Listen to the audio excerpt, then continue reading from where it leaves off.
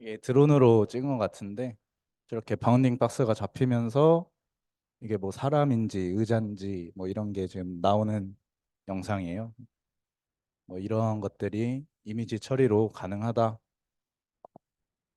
욜로 들어보신 분 있나요?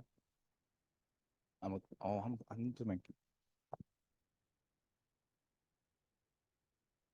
이건 이제 욜로의 오브젝트 디텍션 모델을 사용한 영상입니다.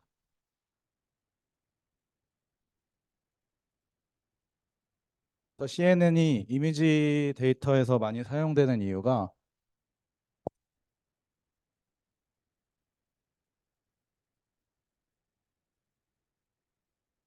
DNN처럼 뭐 한 번에 모든 정보를 보지 않는다는 점, 그리고 공간적 계층구조 인식 이런 특징이 있고 변형에 대해서 강인하다. 왜냐하면 그 이미지를 이제 필터를 통해서 이제 특징들을 뽑아낼 건데 이게 그림이 누워 있다고 한들 같은 필터를 통과하기 때문에 변형에 대해서 강인하다라고 할 수 있겠고 DNN 같은 경우에는 모든 그 노드들이 다 파라미터를 갖고 있는 거에 비해서 CNN은 이제 필터라는 게 이제 뒤에 나올 텐데 그 필터의 한 원소당 하나의 이제 그 웨이트가 딱 정해져 있어요. 그래서 그 필터의 크기만큼만 갖고 있기 때문에 파라미터 효율성, 계산 효율성이 매우 좋다라고 이해해 주시면 되겠습니다. 그래서 먼저 DNN 얘기를 잠깐 했었는데 FC 레이어의 이미지가 들어간다고 생각을 한번 해볼게요. FC 레이어는 모든 입력 뉴런이 출력 뉴런과 연결되어 있는 구조라고 저번 시간에 얘기를 했었죠. 그래서 입력된 픽셀들 값들 사이에 위치 관계를 고려하지 않고 그냥 막 섞여요. 근데 그 안에서도 뭐 물론 나름 얘만의 그런 규칙성은 있겠지만 그렇기 때문에 이미지의 위치를 좀 인식하기 어렵다. 그래서 뭐 CNN이 좋다 하면서 저번 시간에 엔리스트 데이터셋, 숫자 데이터셋 보여주면서 설명했던 거를 기억하시면 좋을 것 같아요. 그래서 이미지에 대한 학습이 불가능한 건 아니지만 성능이 좀 떨어진다. 그래서 예시를 가져와 봤는데 물론 실제 이미지가 3 바이 3은 아니겠지만 이렇게 한번 생각을 해보자고요. 빨간색으로 제가 3 바이 3으로 나눴어요, 이미지를. 숫자 5에 대한 데이터인데 예를 들어서 이제 DNN은 이런 식으로 다 섞여서 우리가 볼 땐 이게 뭐지 하지만 뭐 이런 식으로 학습이 된다. 쓸데없는 부분까지 저 검은색 부분 같은 경우에 쓸데없는 부분이잖아요, 저 입장에서는. 근데 그런 것까지 컴퓨터가 다 보기 때문에 DNN은 별로 좋지 않다. 이제 예시를 들면 이런 식으로 플래튼하게 펴져서 들어가게 됩니다. DNN 같은 경우. 그래서 이제 CNN을 살펴볼 건데 위치 정보에 대한 가이드를 잘 준다라고 했어요. 필터를 통해서. 그래서 그 CNN의 C가 컨볼루션이라는 약자인데 컨볼루션은 필터를 의미하고 이 필터는 이미지들의 특징을 잘 추출을 해낸다. 그래서 예를 들어서 이렇게 강아지의 얼굴 부분에 이렇게 빨간색 제가 박스를 쳐왔는데 우리는 이걸 보고 눈, 코, 입이다 하잖아요. 그리고 주변에 뭐 이런 풀 배경 같은 거는 우리는 그냥 잘 중요하게 생각하지 않죠. 눈, 코, 입이란 정보는 실제 머신이 이거가 눈, 코, 입이다는 모르겠지만 대충 이쪽에 있는 뭐 RGB 값과 명암 값 막 0부터 255 얘기했었잖아요. 그런 숫자들을 이제 보고 이러한 패턴이 있네. 그럼 나중에 이게 우리 입장에서는 얼굴이다지만 컴퓨터가 뭐 이런 비슷한 모양이 있으면 이게 누군가의 뭐 얼굴이구나, 동물의 얼굴이구나 하게 되는 거라고 생각하시면 됩니다. 그래서 아까 말했듯이 컨볼루션은 필터인데 필터가 이미지들을 쭉 훑고 지나가는 과정입니다. 그래서 이 필터 안에 예를 들어서 4 바이 4짜리 필터라고 2 바이 2짜리 필터라고 가정을 하면 그 필터 안에 가중치들은 다 정해져 있어요. 네, 같은 웨이트셋으로 이미지를 쫙 훑습니다. 그래서 뭐 이런 식으로 한 칸씩 이동하면서 이미지를 보기 때문에 맨 처음에 뭐 나온 결과는 왼쪽 위를 담당하는 노드가 될 거고 그 다음에 한 칸 옆으로 가서 얘는 오른쪽 위를 담당하는 노드가 될 거고 그 다음에 내려가서 왼쪽 아래 오른쪽 아래 이런 식으로 훑고 지나갑니다. 그래서 이렇게 2바 2자의 필터는 W1부터 W4까지 웨이트 4개만 딱 갖고 있고 이를 이제 우리는 필터, 커널 이렇게 2가지 종류로 다 부르게 될 거예요. 그래서 이 웨이트 같은 값을 써서 스캔을 한다. 바이어스도 필터당 하나를 가집니다. 그래서 이 뒤에 이제 컨볼루션 연산하는 거를 한번 해볼 텐데 마지막에는 바이어스는 이 모든 W1부터 W4까지 그냥 다 더해준다라고 생각하면 될 것 같아요. 그래서 이제 이미지를 훑는다라는 게 어, OT였나요? 그때 수업 때도 한번 이 비슷한 이미지를 보여줬었는데 이렇게 필턴의 가중치가 동일하기 때문에 이렇게 어, 예를 들어서 이 맨 왼쪽 위에 3 바이 3이 이 3 바이 3이 훑고 지나갈 때 이 같은 위치에 해당하는 놈들끼리 곱해집니다. 그래서 마이너스 1과 21이 곱해지고 그 다음에 19랑 다시 마이너스 1, 그 다음에 17과 마이너스 1, 71과 마이너스 1, 그 다음에 76과 8 곱해지고 이런 이 9개의 연산을 다 다 더하면 그 결과값이 이렇게 나오는 거예요. 이 아웃풋은 이제 피처 맵이라고 특성 맵이라고 하는 결과가 나오게 됩니다. 그래서 이렇게 계속 반복해서 얘기를 하지만 이 웨이트들이 이렇게 정해져 있기 때문에 9개로 FC 레이어나 이런 것들에 비해서 훨씬 적은 파라미터로 공간적 특징을 잘 학습할 수 있다. 그래서 지금 앞에서 보여줬던 이런 풀꽃 지나가는 CNN의 이런 과정이 스탠다드한 컨볼루션이에요. 이제 뭐 뎁스와이드 컨볼루션이라던가 트랜스포즈드 컨볼루션이라던가 등등등이 있는데 얘는 비슷하게 훑긴 하지만 조금 뭐 2칸씩 이동하면 어떨까? 아니면은 중간에 빈 공간을 두고 몇 개만 이렇게 본다던가 하는 뭔가 좀 변형된 방식이라고 생각하면 될 것 같고 다음 과제 해올 때 한번 좀 공부를 해서 적어 보시면 좋을 것 같습니다. 그래서 연산 과정을 이제 좀 아까 말했듯이 직접 이제 풀어 써져 있는 사진입니다. 그래서 각각의 위치에 같은 놈들끼리 곱해서 더해져서 나온 결과값이다. 이해되시죠? 두 번째 스텝도 동일하고 이렇게 9개 스텝을 지나고 나면 사진 한 바퀴를 다 본 거고 이런 결과값이 나온다. 얘를 특성 맵이라고 한다. 네, 또 말하는데 합성곱 연산은 이렇게 웨이트가 정해져 있으니까 효율적이다. 인공신경망은 여기 뭐 10개, 9개 되는 것 같은데 실제로는 훨씬 더 많겠죠. 그래서 잠깐 나왔던 그 편향, 특성 맵이 구해지면 그래서 편향이 여기서 5라고 나와 있는데 각 원소에 5를 다 더해주는 이런 느낌이라고 생각하시면 됩니다. 그래서 컨볼루션이 이미지를 어떻게 패턴을 찾는다는 건데 라서 좀 예시로 가져와 봤어요. 이제 스캔하면서 필터랑 비슷한 패턴의 이런 특징을 찾아냅니다. 그래서 이 왼쪽 세로 패턴이 있는 이미지로 해서 예시를 가져왔는데 뭐 왼쪽 세 개가 다 1이고 오른쪽 세 개가 다 2니까 뭔가 세로 방향에 뭐가 있구나로 받아들여주면 좋을 것 같고 이 필터는 마찬가지로 뭔가 세로 방향으로 숫자들이 동일하죠. 그러면 얘는 세로로 패턴을 잘 읽을 수 있는 놈이겠구나 생각해 주시면 좋을 것 같고 얘는 가로로 뭔가 동일한 놈들이 있죠. 이거 마이너스는 오타입니다. 그래서 실제로 컨볼루션 연산을 직접 해보면 이 3바이 3이니까 한 칸, 두 칸, 세 칸, 네 칸 하고 아래로 내려가고 해서 이렇게 직사각형 형태의 모양이 나오게 되는데 보면 이 왼쪽 이미지를 세로 방향 필터를 먹였더니 세로 방향으로 뭔가 값이 나오게 되는 결과를 볼 수 있어요. 가로 필터는 가로 방향의 특성이 없죠. 저 패턴 이미지는. 그래서 모두 0이 나오는 결과가 나옵니다. 네. 이번에는 가로 패턴 이미지인데 동일한 필터로 긁었을 때 세로 방향을 잘 읽을 수 있는 저러한 필터는 다 0이 나오고 가로 방향으로는 뭔가 가로 방향에 뭐 숫자가 생기네 이렇게 받아들여 주면은 좋을 것 같아요. 그래서 제가 실제로 광운대학교 사진으로 그냥 인터넷에서 구글링해서 받아온 사진인데 실제로 코드 써가지고 적용해 봤습니다. 보면 우리 80주년 기념관이 이렇게 창문들이 세로 방향으로 특징이 많죠. 그래서 세로 방향 필터를 먹였을 때 뭔가 세로적인 특징이 잘 두드러 나오는 걸 볼 수 있습니다. 이제 가로 방향 필터를 먹이면 뭔가 좀 이상하죠. 그래서 여러분들 전 시간에 파이썬 이제 개발 환경 세팅하고 해봤을 텐데 한번 구글링에서 아무 사진이나 받아와서 한번 해볼까요? 어떻게 되는지 직접 코드 한번 쳐보면서 하는 시간 잠깐 드릴게요.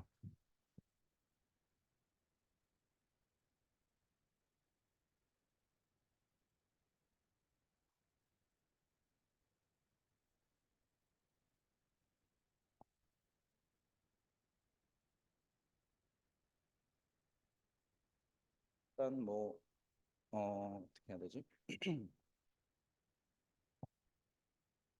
넘어갈까?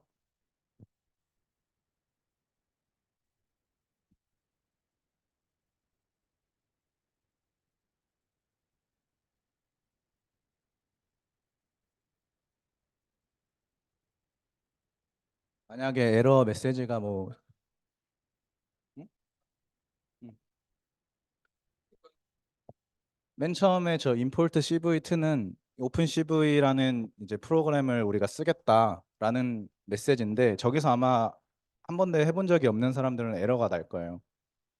그 이제 그럴 때는 이제 터미널 창 있죠? 그 여러분들이 파이썬 창 그 쓰는 터미널 창에 pip install opencv 대시 파이썬이라고 하면은 깔릴 겁니다. 에러 뜨시는 분 바로바로 손 들어주세요.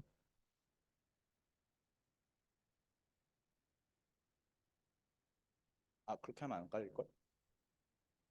오픈CV 대시 파이썬 이렇게. 어, 오픈CV는 그렇게 하면 돼. 저 두 번째 줄에 넘파이도 마찬가지로 pip install numpy 치면은 설치됩니다. 아, 그럴까요?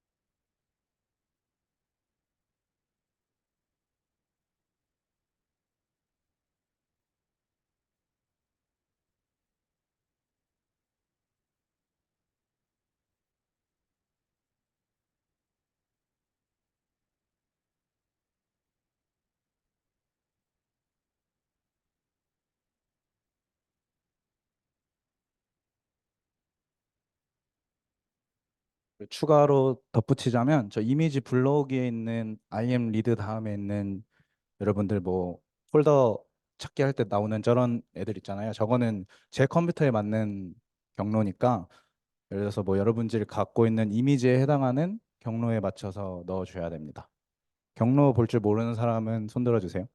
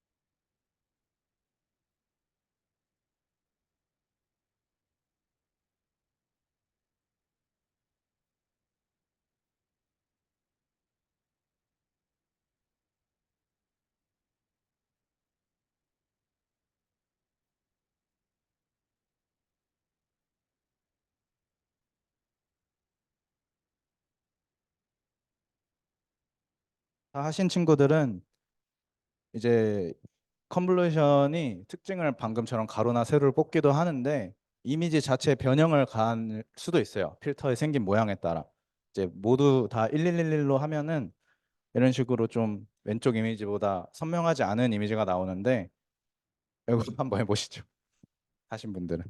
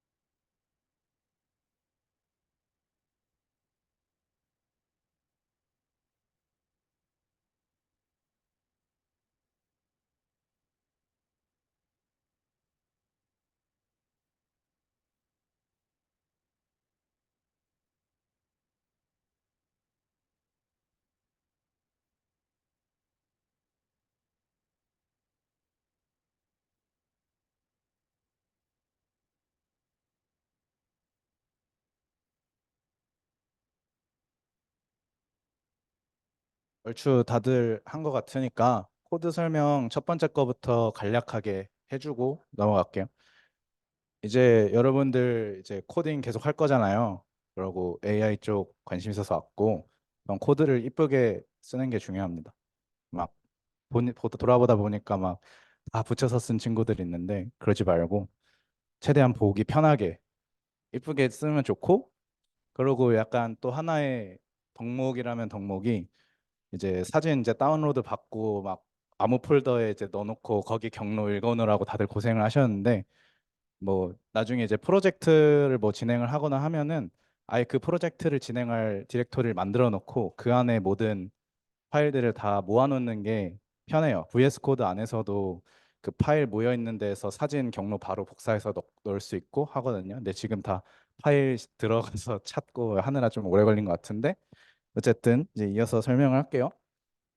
위에는 이제 임포트 cv2랑 임포트 numpy 이 부분은 이제 오픈 cv라는 라이브러리랑 numpy라는 라이브러리를 외부에서 이제 제공을 하는 이런 편리한 기능을 우리가 쓰겠다라는 이제 그런 선언문이고, 근데 as np라고 돼 있잖아요. numpy 옆에. numpy를 매번 우리가 쓰기가 너무 귀찮으니까 얘는 numpy 관련된 코드를 짤 때 앞으로 np라고 난 줄여서 쓸 거야라는 걸 컴퓨터한테 주는 겁니다. 그래서 이미지는 오픈시브에서 제공하는 이미지 리드 함수를 넣어서 경로를 넣어주면 여기 있는 이미지가, 우리가 다운로드 받은 이미지가 이제 이미지라는 요 변수에 들어가게 되는 거예요. 저장이 되는 거고, 필터는 마찬가지로 넘파이는 이제 행렬 관련된 라이브러리라 생각하면 될 것 같아요. 걔 행렬값 넣어준 거고, 그 필터를 적용하면 이제 뭐 필터 2D라는 오픈시브의 함수에 우리의 입력 이미지 값 들어가고, 이거는 그냥 넘어갈게요. 그 다음에 이제 얘를 이런 이름으로 필터 적용된 걸 저장을 하겠다 한 거고, 그래서 이미지 저장은 imWrite, 이미지Write라는 함수를 써가지고 저장을 한 겁니다. 그래서 저장을 했을 때 다 그 뭐야, 이 코드가 있는 폴더 경로에 이미지들이 생성이 됐을 텐데, 얘는 이제 우리가 이미지 저장하는 경로를 따로 설정해주지 않았기 때문에 이 코드 파일이 있는 같은 디렉토리 내에 이미지가 생성이 된 겁니다. 그래서 그 디렉토리 관리하는 것도 한번 나중에 연습해 보세요. 그래서 요 코드들도 마찬가지로 네, 그렇게 해서 넘어가고, 자 이제 채널의 의미가 뭐냐, 뭐 RGB 채널이다 막 이런 얘기를 제가 이제 흘러가면서 얘기를 했을 텐데, 그냥 요 안에 필터 안에 있는 웨이트들은 다 그냥 제가 아무렇게나 쓴 거고요. 옆에 보일지 모르겠는데 여기 1, 2, 마이너스 3은 이제 편향입니다. 뭐 이런 식으로 했을 때 이미지가 RGB로 결과가 뭐 나온다. 그래서 우리가 보는 컬러 이미지는 뭐 RGB 채널 3채널이다. 기본적으로. 그렇게 생각하면 될 것 같고, 우리가 이제 컨볼루션을 처음에 적용을 할 때 3채널에서 출력 채널 수를 우리가 정해줄 수 있어요. 그 채널 수는 우리가 그냥 원하는 만큼 다 늘릴 수 있다. 그래서 이제 CNN을 할 때 쓰는 이제 기법 중 하나가 패딩이라는 게 있어요. 우리 추우면 패딩 입잖아요. 미안합니다. 그래서 이미지가 요 파란색이라고 치면은 이 옆에 하얀색으로 뭔가 더 있는 걸 볼 수가 있을 거예요. 그렇게 이미지 곁에 옆에 뭔가를 더 씌운다라는 거를 이제 패딩이라고 생각하면 될 것 같아요. 그래서 제로 패딩, 반사 패딩, 뭐 복제 패딩, 원형 패딩 등등등 뭐 여러 가지가 있는데, 일단 요거는 뭐 과제하면서 좀 공부해 보시고, 우리가 기본적으로 사용할 패딩은 이제 뭐 그냥 일단은 설명을 하면서 뒤에서 더 말을 해줄게요. 이제 왼쪽 이게 이미지라고 가정을 하고 우리가 이 세로 필터를 적용을 했을 때 결과값이에요. 이제 3333, 0000이 나왔는데, 우리가 이제 제로 패딩, 0으로 둘러싸인 패딩이라 해서 제로 패딩이라고 부릅니다. 그래서 제로 패딩을 이렇게 곁에 한 바퀴 둘러주면은 같은 필터를 적용했을 때 물론 이 피처맵의 크기는 커졌지만 보면은 그냥 333보다 뭔가 좀 늘었죠. 이게 어떤 의미가 있냐? 이제 입력 데이터의 공간 크기를 조절하고 경계 부분의 정보를 손실을 최소화할 수 있다. 이게 뭐냐? 위에는 3333이었잖아요. 보면은 전 걸리네. 2나 이런 식으로 좀 숫자가 줄어들었지만 이 경계값에 대한 정보가 좀 유지가 된다라는 걸 볼 수가 있어요. 0000이었지만 옆에 처음 보는 값들도 나타났고. 그래서 이미지의 중앙 부분이 아니라 경계 부분을 예를 들어서 프로젝트 할 때 신경 써야 된다면은 패딩이 좋은 해결책이 될 수 있겠죠. 그 다음에 스트라이드라는 건데요. 이거는 뭐냐면은 컨볼루션 필터가 얼만큼 이동하면서 이미지를 스캔을 할 거냐라는 겁니다. 지금까지 앞에서 했던 예제나 보여줬던 거는 다 스트라이드가 1이었던 거예요. 한 칸씩 이동을 했으니까. 그럼 얘는 뭘까요? 보면 두 칸씩 이동하죠. 그래서 스트라이드는 2다. 이거는 우리가 정해주는 파라미터 값입니다. 그래서 CNN 할 때 같이 많이 사용하는 연산이 이미지의 비선형성을 뽑아내기 위한 액티베이션 펑션과 그리고 플링이라는 연산이 있고 뭐 배치 노멀라이제이션이라는 연산이 있어요. 이거는 뒤에서 이제 하나씩 알아봅시다. 플링은 뭐냐? 데이터의 사이즈를 줄이고 근데 우리가 필터로 뽑아낸 특징은 보존시키고 싶은 거죠. 연산이 많아지는 걸 방지하기 위해서 사용을 한다라고 생각하면 될 것 같고 풀링은 기본 뭐 다른 풀링도 있긴 한데 제일 많이 쓰이는 게 맥스 풀링과 에버리지 풀링이 있습니다. 맥스는 말 그대로 어, 자 여기 보이는 요 이미지는 이미 CNN을 한번 거치고 나온 특성 맵이에요. 피처 맵이고 얘 맥스 풀링을 스트라이드 2로 2바이로 적용을 하면 이 2바이가 여기 들어가서 풀링을 한번 봐요. 그러면 여기서 최대값이 뭐지? 11. 그 다음 옆에 가서 11 최대값이 뭘까? 35 이런 식으로 해서 이 피처 맵에 그 최대 부분만 쏙쏙 뽑아내겠다. 최대라는 거는 어떻게 보면 그 이미지의 특징이 가장 두드러지는 지점이겠죠. 그래서 이렇게 풀링을 적용을 하면 피처 맵의 크기는 4바이 4였는데 2바이 2로 뭔가 크기는 줄었지만 정보는 가져가는 이러한 형태라고 생각하시면 될 것 같습니다. 그래서 옆에 나오는 얘는 에버리지 풀링. 이 네 칸의 정보 중에 맥스만 뽑아내면은 좀 안 될 수도 있잖아요. 뭔가 다른 애들도 중요한 정보인 것 같다.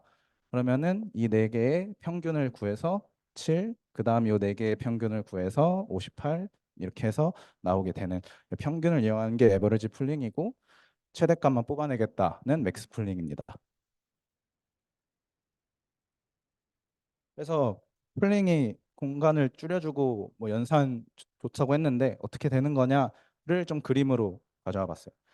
컨볼루션 연산 RGB 3채널에서 뭐 예를 들어서 이렇게 2채널이 됐고 풀링을 해서 공간 크기를 절반으로 줄이고 그다음에 또 컨볼루션에서 특징들을 쫙 더 뽑아내서 채널 늘리고 풀링을 통해서 이 데이터의 공간을 또 절반으로 줄이고 하는 과정을 통해서 이제 점점점 이 데이터를 줄여 나간다.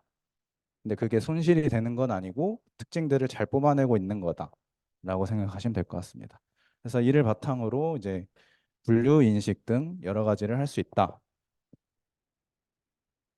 그래서 앞에 나왔던 그 강아지 사진이 예를 들어서 이런 모든 과정이 다 지나면은 뭐 다음과 같이 있다고 가정을 한번 해볼게요. 그러면은 이제 컴퓨터는 초록 배경에 무언가 뭐 흰색 털, 귀, 검정색 눈, 코, 핑크색 입을 가진 무언가다라고 뭐 실제 컴퓨터가 그렇게 생각하진 않겠지만 그런 식으로 데이터가 뽑아 나올 겁니다. 특징들만 쪽쪽 뽑아냈으니까. 그리고 이제 우리는 사전에 라벨링을 해줘야 된다 했었잖아요. 지도 학습을 할 때. 얘는 개다라고 라벨링을 해서 정답을 알려준 상태예요. 이제 그런 뭐 앞에서 배웠던 로스 펑션과 뭔가 해서 학습이 진행되고 마지막에 MLP를 통과해서 라벨링이 쫙 나왔을 때 아, 이러한 특징을 가진 사진은 강아지네라고 컴퓨터가 결과를 뽑아내게 하는 이러한 일련의 과정이 CNN이라고 생각하시면 될 것 같습니다. 그래서 뭐 아래는 예시인데 예를 들어서 저 여러 가지 겹쳐져 있는 사진 있잖아요. 저기서 뭐 하나는 뭐 털 담당 채널인 거예요. 그래서 그 부분에는 털에 대한 정보 이런 값이 크게 나오고 나머지에 대한 값은 적게 나오고 그래서 이런 CNN이랑 풀링을 여러 번 통과를 하면 이미지에 대한 특징을 많이 뽑아낼 수 있다. 그래서 이제 CNN 아키텍처 예시예요. 앞에서는 예시 사진들 몇 번 있었는데 잘 안 보였을 거예요. 그냥 뭔가 영어 써 있고 막 노드끼리 막 결합돼 있고 하는데 이제는 좀 보이지 않을까 싶은데 이 이미지가 있으면 컨볼루션 레이어를 통해서 채널이 쫙 늘어났고 그다음에 맥스 풀링을 통해서 차원이 축소가 됩니다. 그다음에 얘를 다시 컨볼루션 레이어를 통해서 채널을 더 늘려서 더 많은 특징을 뽑아내고 맥스 풀링을 통해서 여기에 또 절반으로 줄어들이고 하는 과정 끝에 마지막에는 풀리 커넥티드 레이어로 우리가 뭐 예를 들어서 10가지를 분리해야 된다라고 치면은 마지막 아웃풋을 10개로 만들어 놓고 저번 수업 때 배웠던 뭐 소프트맥스나 그 나온 결과를 확률값으로 바꿔줄 수 있는 놈을 적용을 해서 제일 높게 나온 확률이 그 컴퓨터가 인식한 그 사진에 대한 결과가 나오는 거죠. 그러면 이제 여기서는 도그가 뭐 예를 들어서 0.8, 0.9 뭐 이런 식으로 나오겠죠. 그걸 보고 우리는 아 이게 개구나라고 할 수 있는 겁니다. 이제 배치 노멀라이제이션을 배워볼 건데 얘는 어떤 느낌이냐면 달리기 시합에서 모든 사람들이 다 다른 출발선에서 시작을 한다고 생각을 해볼게요. 그러면 되게 불공정하고 이제 결과가 좋지 않겠죠. 이 딥러닝에서도 이제 CNN에서도 비슷한 문제가 발생할 수 있는데 얘를 해결해 주는 게 배치 노멀라이제이션이다. 그래서 어떻게 해결을 주냐? 실제 내용은 엄청 복잡해요. 논문도 읽어보고 하면. 근데 간단히 설명을 해보면 일단은 잠깐 DNN으로 생각을 해볼게요. 이제 모든 가중치들과 곱해지고 편향이 더해져서 다음 레이어에 전달이 되잖아요.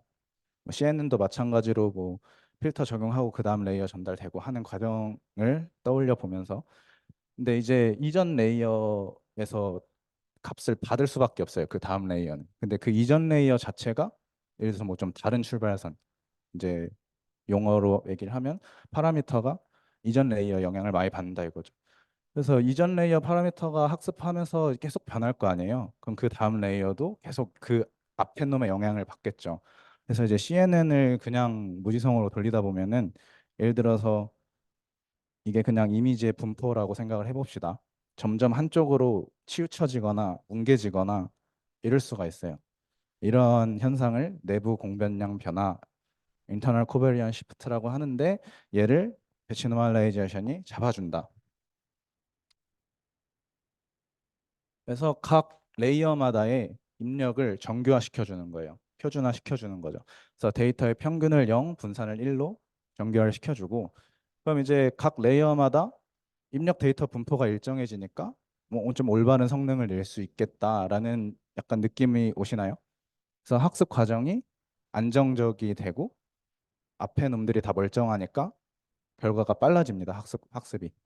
그래서 이제 배치 노멀라이제이션에는 스케일이랑 시프트라는 변수가 있어서 이 두 가지 변수가 이제 학습에 들어가는 요소로 사용이 돼서 학습을 하면서 우리가 가중치가 학습을 하면서 바뀐다고 했잖아요.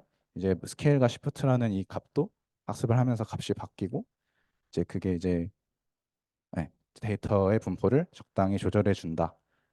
이러한 장점이 있습니다. 이제 보이시나요? 앞에서도 잠깐 얘기를 했지만 이제 CNN 들어갈 거예요. 이제 인풋 이미지가 들어왔을 때 컨볼루션 레이어를 통해서 결과값이 나왔을 때 그다음에 그 공변량 변화를 잡아주기 위해 배치 노멀라이제이션을 적용을 해주고 그다음에 이제 그러면 안정화됐죠. 약간 분포가 일정해졌죠. 그럼 그 사진에 대한 이제 뭐야 비선형적인 특징을 렐루를 통해서 한번 싹 뽑아내고 그다음에 연산량을 줄이기 위해서 맥스 풀링으로 특징을 잡아내고 공간 축소화해서 다음 레이어 넘어가는 거예요. 그럼 여기서 다시 또 컨볼루션 하고 같은 설명을 반복해서 이제 배치 노멀라이제이션 하고 렐로 하고 이렇게 넘어가다가 FC 레이어 통해서 딱 펴주고 이제 네. 그래서 소프트맥스 적용해서 오브젝트 라벨이 나온다. 우리가 원하는 라벨을 얻을 수 있다. 이제 컨볼루션에는 원 바이 원짜리 컨볼루션도 있어요. 원 바이 원은 되게 많이 쓰이는 것 중에 하나가 연상량을 더 획기적으로 감소시켜 줄 수 있다. 그래서 이제 CNN에서 종종 많이 쓰이는 방법인데 차원 축소도 해주고 채널 간 정보도 통합해 줍니다. 어, 숫자는 잘 안 보이실 테니까 강의 자료를 한번 열어서 보시면서 보시면 좋을 것 같아요. 예를 들어서 이 왼쪽에 있는 그림은 그냥 가로 세로 픽셀 개수가 28개, 28개이고 채널이 192개인 거라고 생각하면 될 것 같아요. 얘를 5x5 컨볼루션을 진행을 시킬 거예요. 근데 이제 패딩은 이 세임 패딩이라고, 얘는 이제 어떤 말이냐면 패딩을 했을 때 피처 벡터 크기가 좀 바뀌었었잖아요. 앞선 예제에서. 근데 입력 데이터랑 이제 패딩을 컨볼루션 레이어하고 패딩을 먹였을 때 그 입력 데이터와 크기를, 가로 세로의 크기를 맞춰주는 패딩을 세임 패딩이라고 합니다. 그래서 결과값이 28 by 28로 여기 일단 똑같은 걸 볼 수가 있고, 이제 컨볼루션은 여기서 5x5짜리로 채널을 32개로 늘려 32개로 하겠다라는 의미입니다. 그러니까 채널 수는 우리가 원하는 대로 할 수 있다 했잖아요. 그럼 처음 이 192 채널에서 32 채널로 줄어든 28 by 28 by 32라는 결과가 나오게 되는데, 이걸 파라미터 계산을 해보면 120 밀리언 정도가 나온다고 해요. 이제 오른쪽은 바로 5x5를 적용하지 않고 그 전에 1x1 컨볼루션을 한번 적용을 하는 거예요.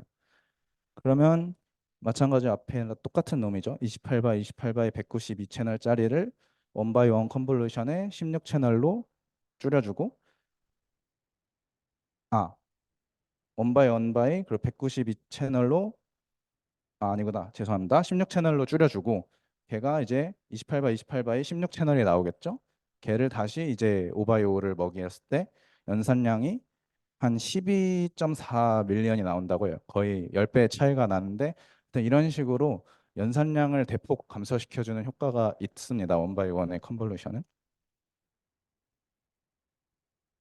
그래서 이제 그냥 수식적으로 봤을 때 원바이원을 사용했을 때 연산량은 피처 벡터의 높이와 너비 곱하기, 그리고 입력값의 채널 수, 그리고 출력값의 채널 수가 이제 연산량일 거고, 3x3 컨볼루션이라고 가정을 하면 피처 벡터의 높이 너비 곱하기 입력 채널 수 곱하기 출력 채널 수에 이제 커널 그 원소 하나당 가중치가 있다 했잖아요. 그럼 이제 그 필터의 정사각형이라 가정을 했을 때 제곱이 들어가겠죠, 곱하기가. 그래서 이 제곱만큼의 연산량 차이가 있다. 그래서 3 by 3이라면 9분의 1의 연산량의 차이가 난다. 그래서 이 원바이원은 뒤에 나오는 이제 실제 모델 예시에 이제 등장을 하게 될 겁니다. 이제 연산량을 줄어들었으니까 더 깊은 신경망으로도 구현이 가능하겠구나 할 수 있고, 더 깊은 신경망이 됐다라는 거는 앞에 보여줬던 이제 보이니 하면서 제가 설명했던 거에서 더 많은 활성화 함수, 뭐 배치 노멀라이제이션 뭐 하면서 이제 비선형성을 더 잘 뽑아낼 수 있는 거고, 그러니까 이제 뭐 복잡한 그림이나 이런 것도 잘 학습할 수 있겠구나라고 생각이 흘러가게 되는 거죠. 이제 실제 모델들, CNN 아키텍처 모델들을 몇 가지 소개를 해줄 건데, 이제 이미지넷이라는 대회가 있었어요. 이거는 이제 2010년부터 열린 프로젝트인데, 이제 그때 이제 컴퓨터들이 지금처럼 좋지는 않았으니까 뭔가 이런 걸 좀 같이 뭐 발전시켜 보자라는 의미로 나왔던 대회인데, 1,400만 개가 넘는 이미지를 사람이 일일이 다 라벨링을 해서 분류를 했고, 그걸 이제 컴퓨터가 어떤 CNN 모델을 썼을 때 이제 대회를 연 거예요. 1등부터 몇 등 순위 매기고. 그래서 1,000가지를 분류를 하는 대회입니다. 이 이미지넷에서 나왔던 우승했던 알고리즘의 에러율입니다. 여기 나오는 빨간색 선이 사람의 능력인데, 2014년, 2015년부터는 사람의 능력보다 더 뛰어난 모델들이 나오게 됐고, 이 나오게 된 이제 모델들의 흐름을 좀 보여주면서 어떻게 발전이 됐는지 소개해 줄게요. 2012년에 우승했던 알렉스넷이라는 겁니다. 이제 이 알렉스넷 이전에는 딥러닝 모델이 사용이 되질 않았어요. 머신러닝 모델들이 사용이 됐고, 알렉스넷부터는 딥러닝의 이런 미래나 이런 가능성을 세계에 보여준 계기가 되었는데요. 이제 조금 보일 텐데, 이미지가 들어왔을 때 11 by 11 컨볼루션을 통과하고 5 by 5, 3 by 3, 3 by 3, 3 by 3, 그 다음에 FC 레이어, 이런 구조입니다. 그래서 5개의 컨볼루션 레이어와 3개의 FC 레이어를 사용을 했다라는 게 이 알렉스넷의 구조고, 이 알렉스넷의 특징은 당시 기준으로 굉장히 이게 깊은 모델이었어요. 5개 컨볼루션, 3개 FC 레이어 쌓는 게 지금은 뭐 별것도 아닌 수준이지만 당시만 해도 되게 깊은 모델이었고, 렐로 활성화 함수를 사용했고 오버래핑 풀링이라는 걸 사용했습니다.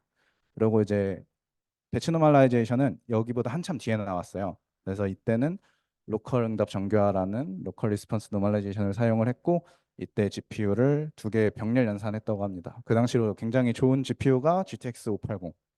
지금이랑 비교도 안 되겠죠. 어쨌든 이때 이런 게 있었고 그 다음에 나온 게 2014년에 VGNet이라는 게 나왔어요. 이 VGNet은 되게 단순하고 직관적인 구조를 갖고 있습니다. 보면 맨 위에 VGG 뭐 11, 13, 16, 19 이런 식으로 모델들이 여러 가지가 있는데 그 VGG 옆에 붙는 숫자는 가중치를 가지는 층을 의미를 합니다. 그래서 컨볼루션과 FC 레이어의 수를 센다고 생각하면 될 것 같아요. 이제 이 VGNet에서 약간 증명을 했던 게 앞에 나왔던 로컬 응답 정교화가 쓰나 안 쓰나 별로 효과가 없다라는 거를 좀 입증을 했고 모델의 깊이가 깊어질수록 성능이 좋다는 것을 좀 입증을 했어요. VGNet이.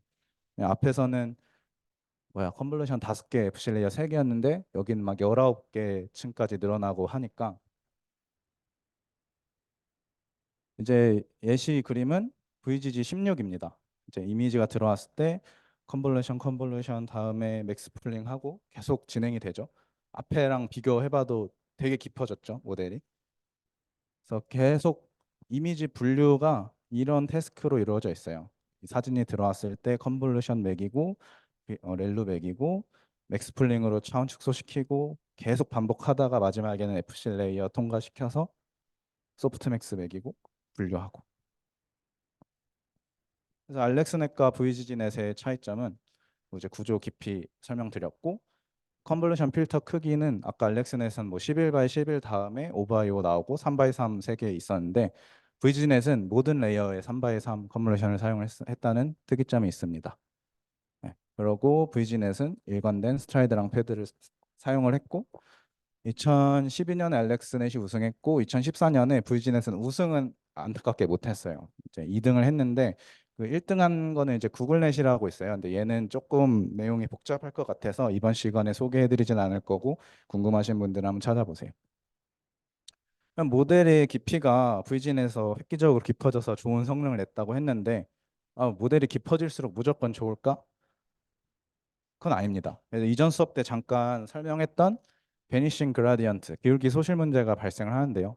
모델이 엄청나게 깊어질수록 역전파 과정이나 순전파 과정을 통할 때 점점 없어져요.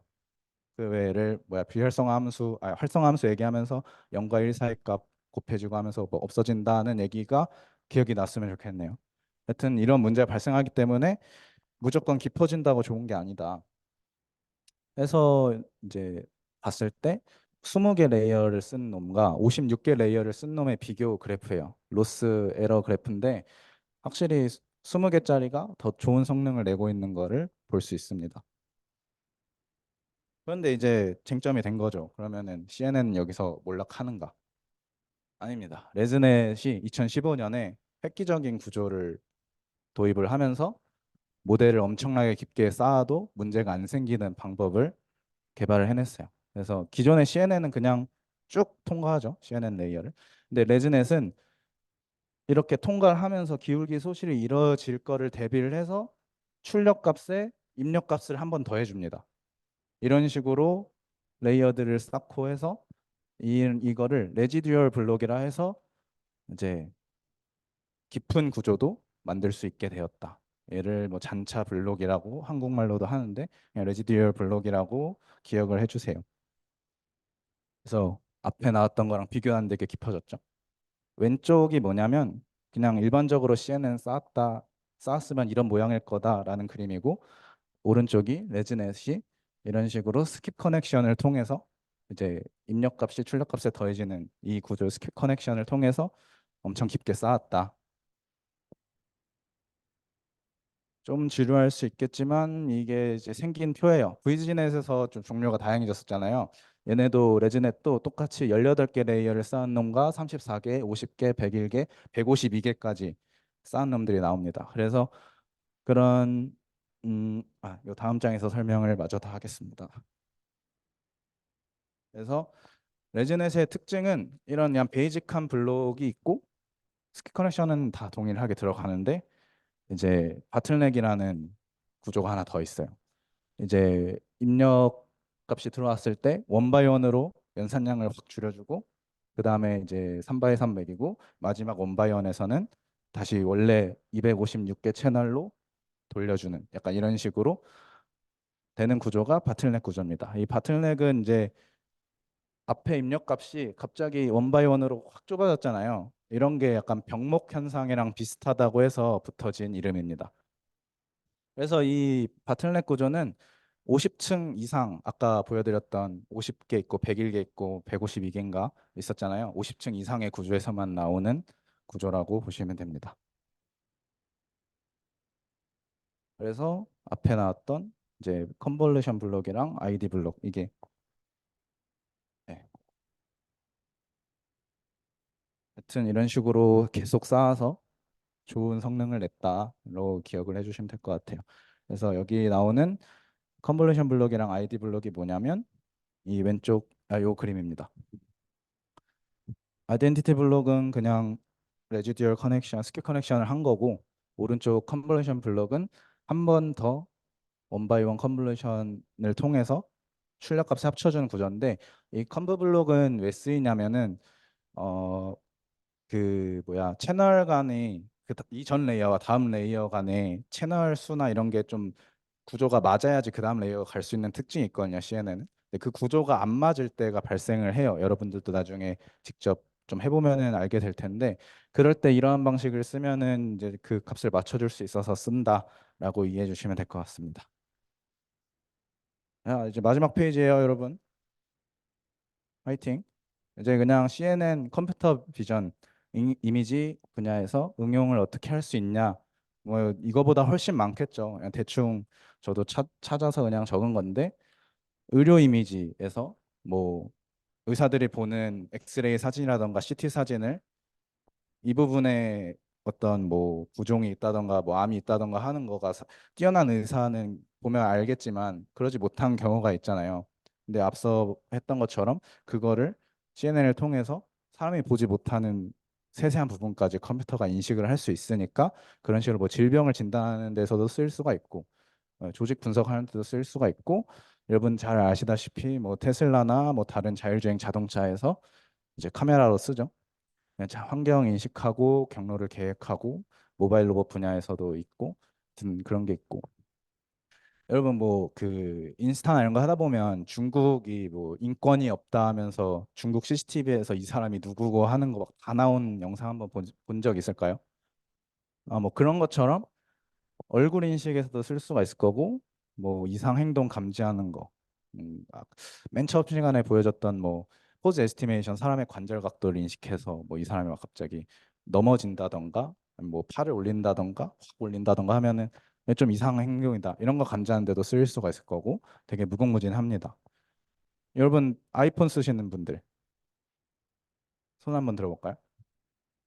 페이스 아이디 다들 쓰죠. 페이스 아이디 이제 쓸 때 다들 잘 몰랐겠지만 저는 이제 좀 느낀 게 처음 얼굴 인식할 때랑 나중에 시간이 지나면서 인식되는 거가 성능 차이가 꽤 나거든요. 이제 그 아이폰이 그걸 계속 학습을 하고 있다. 뭐 이렇게도 볼 수 있을 것 같아요. 그리고 소셜 이미지 미디어에서 콘텐츠 필터링 이런 건 글자 인식 같은 거로도 또 가능하겠죠. 뭐 얼굴 필터 뭐 여러분들 뭐 스노우나 뭐 이런 거 많이 쓰잖아요. 그런 거에도 들어갈 수 있을 거고 농축산업에서 실제로 이거는 제가 어디 그 농림부 경진대회 그냥 작년에 인턴할 때 대회에서 한번 봤던 건데 축사 돼지 키우는 축사에서 이 돼지가 지금 아픈지 건강한지 잘 자라고 있는지 이런 게 다 컴퓨터 비전으로 CCTV 영상으로 이렇게 가능합니다. 이 돼지가 어떤 돼지인지 다 똑같이 생겼지만 컴퓨터는 그걸 구분해내고 그래서 뭐야 도축하기 전에 이상한 거를 감지를 해서 집단 폐사하는 거를 방지하고 뭐 이런 식으로도 많이 쓰이고 있어요. 이제 소매 및 패션 이쪽에서도 뭐 많이 있겠죠. 요즘 뭐 가상으로 옷 입혀준다던가 이런 거가 조금씩 나오고 있는 것 같은데 뭐 되게 무궁무진합니다. 그래서 여러분들 앞으로 공부해보면서 본인이 하고 싶은 게 뭔지 좀 찾아보면 좋을 것 같아요. 그래서 오늘 수업은 여기까지입니다. 감사합니다.